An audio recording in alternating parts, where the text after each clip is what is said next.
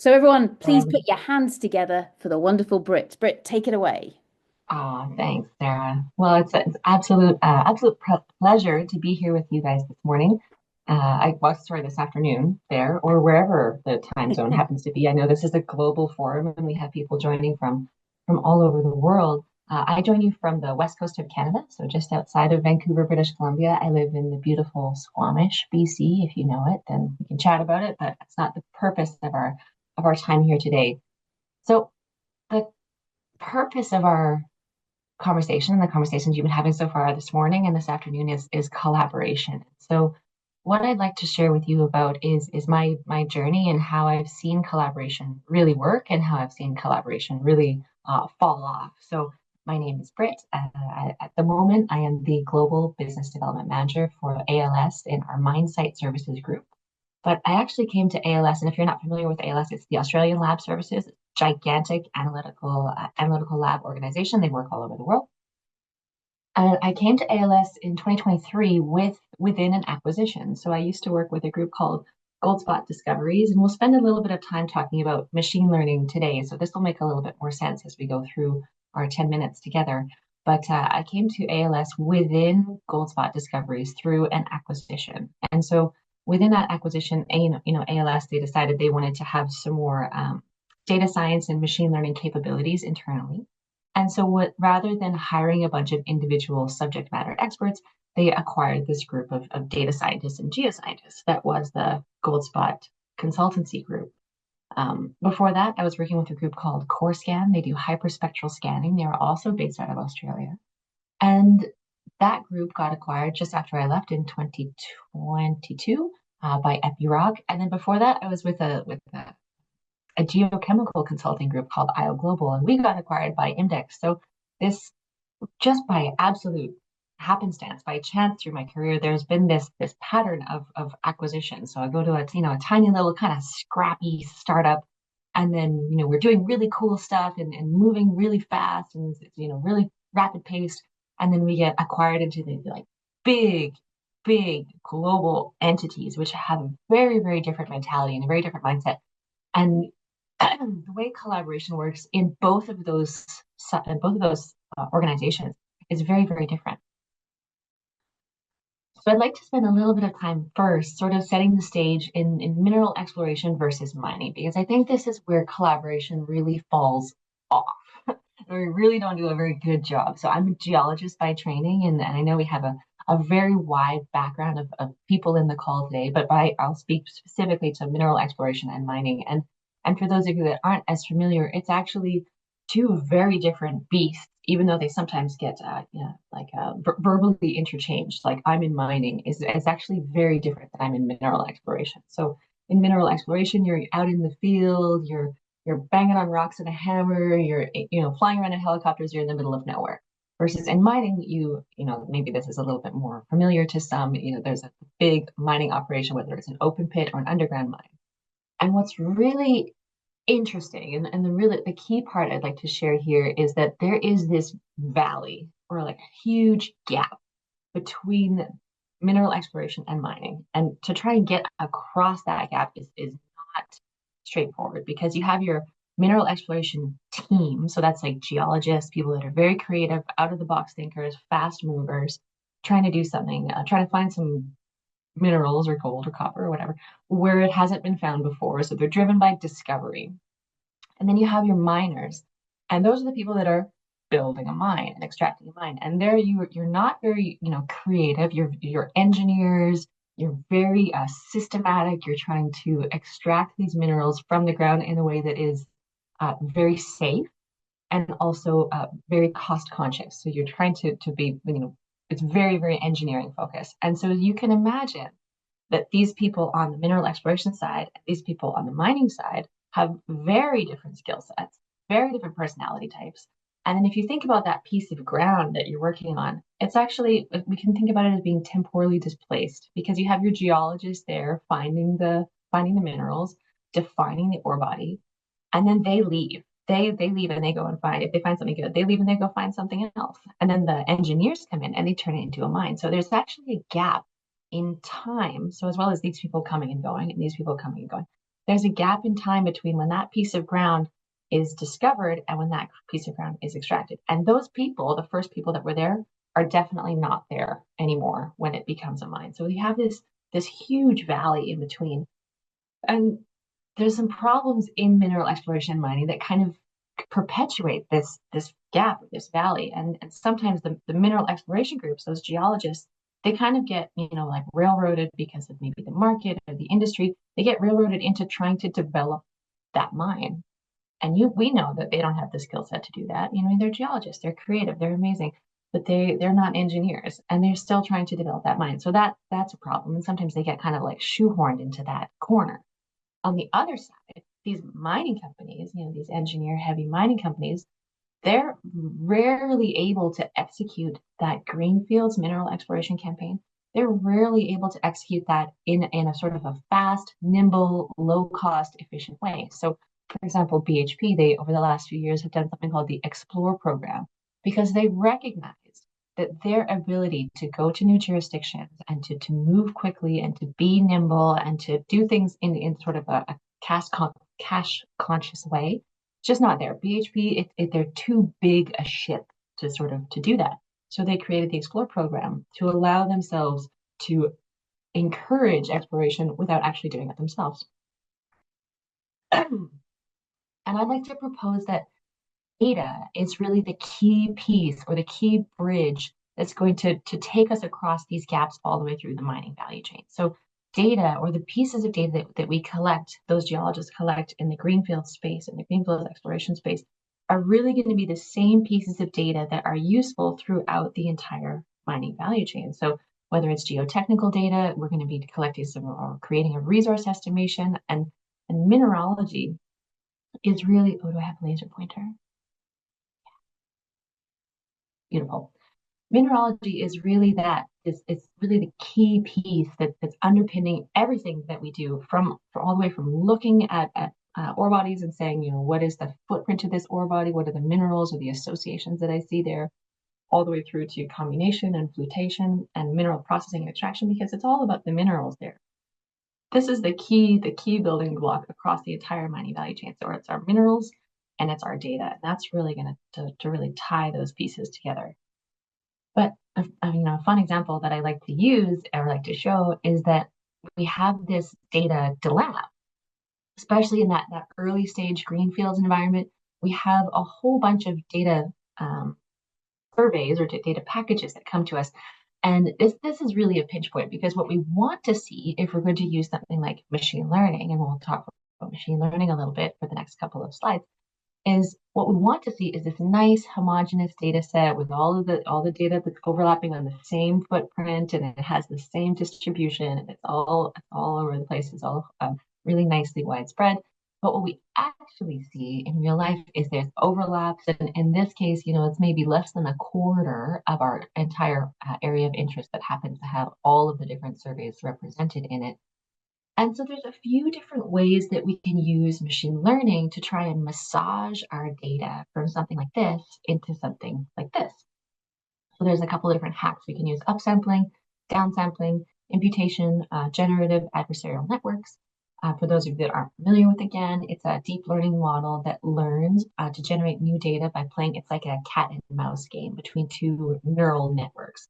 So the generator tries to create realistic data to fool the discriminator, and the discriminator tries to distinguish the real data from the generator's output. So, it kind of goes back and forth in this cat and mouse game. And this process means that the generator eventually learns to produce data that is indistinguishable to the real data, so that it can kind of fool the discriminator. And so there's lots of different machine learning tricks that we can use along the way to get the most out of our data, all the way from the greenfield space all the way down to the mineral extraction processing space. And there's sort of two different types of learning curves. So I took a whole bunch of logos here from open source machine learning software, and we can go and we can download these right away. And they kind of go from easy, let's say something like Orange, like Biolabs Orange or IOGAS. Orange is fantastic if you haven't used it, and it's free. Nine gets a little bit more complicated, and then we move in towards coding in the DOS window. So this is kind of going from more easy to more complex. And that's sort of the same if we think about ourselves, like our colleagues. So these are three of my colleagues here, and we have Lindsay, for example, and she's like very much a field geologist. She's like a boots on the ground field geo. And then we have my colleague Matt Bodner. Matt Bodner, he sort of sits between the field and the desk. And so we have Matt Bodner, and he sometimes codes, but sometimes goes to the field. So he's sort of in the middle or the bridge, perhaps, of the geo data scientist. We have a geologist and a data scientist and a geodata scientist in the middle. And then we have my colleague Pejman over here, and Pejman, he's our lead data scientist, and he lives in the DOS window. For example, Pejman is not going to the field. Pejman doesn't want to go to the field. Nobody wants Pejman to go to the field. Pejman is very happy working at a desk. But we really need all three of these people to do a really good job of using something like machine learning, a beautiful set of tools like machine learning and data science, to get the most out of our geological or mining data. So we have these pure geologists, these hybrids, and these data scientists, math people, but we need all of them together to sort of shingle together, just like we need to have our data shingling together across the mining value chain. So it really becomes kind of like a people piece. And so when you're thinking about this people piece, that's really where the big hurdle is. So if, for example, if you're in a tech startup, your exit strategy might be to like get acquired, go get acquired, which is great. But the question has to become, get acquired by whom, and what's the corporate vision of that company going to be, and then how is that going to change your day-to-day work. And the new management, they might have a totally different growth plan than your previous trajectory. And maybe you get acquired, maybe you stay, maybe you're contractually obligated to stay. So thinking about your path, and the people piece is really where we see in terms of technology and technological uptake. It's this people piece of getting people on board with the piece of technology. The technology is there, right? Like it's all of the software and the hardware, it's there. It's getting it really entrenched or really accepted by the people that have to click the mouse, or the people that have to pull the lever, to get that buy-in from all levels, from management as well as operations. So I'll leave you with that. And thank you so much for inviting me to be here. And I'm so delighted to have some time for questions now. Yeah, thank you for your time this morning. Brilliant. Thank you very, very much, Britt. A round of applause, everybody, for the fabulous Britt and that wonderful world into the eyes of geoscience. Now, from one geologist to another, thank you very much for saying that geologists are awesome and engineers are boring. At least that was the synthesis I took from that. Go on, engineers, reply to this in the chat, defend yourselves, tell us that you really are creative. It's not just the geos that are creative. But in terms of that gulf that you were describing from, say, the exploration or the exploration team, then going into that development team and the miners, etc. How often do you think that then comes back to haunt a mining project further down the line? Because I've certainly been involved in a number of projects where you walk through the door and you say, okay, well, where are the geologists? And they're nowhere to be seen, or no one's actually bothered to go back and look at the original assumptions and model that was there with regards to the original geology. I don't know if you've got any thoughts with regards to, it's not just that gulf, it's then teeing us up for a really big problem later on. I would say that, first of all, I want to apologize to the engineers, because I didn't want to start a geologist versus engineer fight. It's 8 a.m. This is my first coffee. So please forgive me for being less than sensitive, because I think engineers are absolutely critical in many things that we do. Mining just being a small portion of it. Like, they keep the wheels on the bus. You guys are invaluable. And please don't make me do an engineering job, because that is not my skill set and I would really stuff it up. So engineers, absolutely invaluable. But yes, to your question, Sarah, about this gulf coming back to haunt us. I don't know if I would use the word haunt necessarily, but the way I see it happening is that you're quite right. You get onto a mine site and you're like, where are the geologists? Or like, tell me about the minerals here. And I had this really hilarious instance. I was in Kazakhstan last year visiting some mine sites, and I always was trying to get to the core shack, always take me to the geologist. Let's talk about the minerals we have here. Let's talk about the rocks. And I was talking to this production geo, which is different than an exploration geo as well. They have a very different eye line on what an ore body is and what an ore body isn't. And I said, well, like, tell me about the minerals that you have here. Like, what are you extracting? And they looked at me like I was stupid, and they were like, sulfide. And I was like, fantastic. Like, which ones? Um, there's so many to choose from. This is a copper body.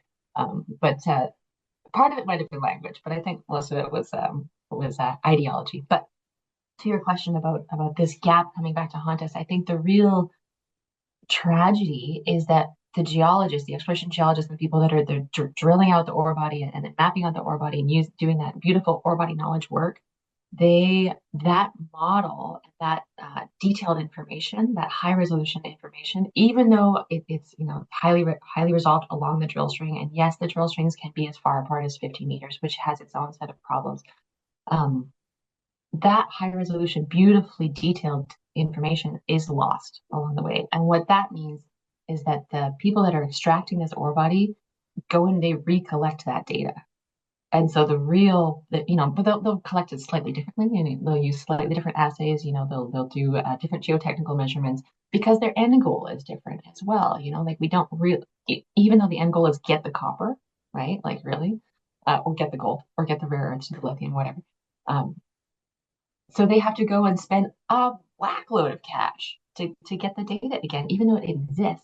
So it's like how do we sort of handhold that model through that gap and make sure that it is like there and on the desktop and totally available for the people that are going to do the extraction? I think that's the question. And I don't know how to do that. People have been thinking about doing that for years, right? I don't know. I Yeah. don't know if anyone on the call or anyone on the panel has any ideas, because that's like, in my mind, one of the holy grails of mineral exploration to mining is like, how do we handhold that data across? BHP, again, actually, they're doing something called the open source data universe. Hmm. And so they've been talking about that pretty broadly for the last 2 years or so, year and a half, 2 years. But even that includes or must include buy-in from the mining geos, right? So the open source data universe, all of the exploration geos are like, yeah, we're all in it. But then it's like when you're on the mine side, those are the people that have to open up the open source data universe and like look at it. Mm. Exactly. And I think with that as well, Britt, and there's quite a lot of chatter going on in the chat, which is great. In That's terms of great. that almost valuing and respecting that data, there's a Mm-hmm. case here of again that question of value. So of course, in terms of your fantastic presentation, that's through the eyes of geologists. But of course, it's not just the geological data, it's the environmental data, it's the social data, it's that Absolutely. whole ecosystem that Mm-hmm. actually at this precise second in time, and of course the codes and the guidance, etc., are changing. And we're going to hear from Harry very shortly, who I'm sure is going to mention UNFC, more on that acronym very shortly. But in terms of the focus of those data sets, it's mostly been about the rocks rather than valuing all of the other bits, especially kind of early on with that. Um, but more on that later. I think there's just one last question I'd like to pose to you before I then release you to the chat, and that comes from Maro.